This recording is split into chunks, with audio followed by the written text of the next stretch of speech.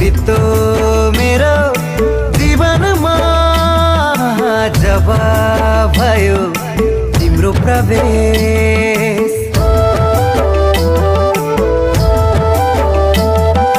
तिमी भित्रै हराउन म पनि त भए विवश। यस्तो लाग्छ आज भोलि जब सुन्छु तिम्रो बोली।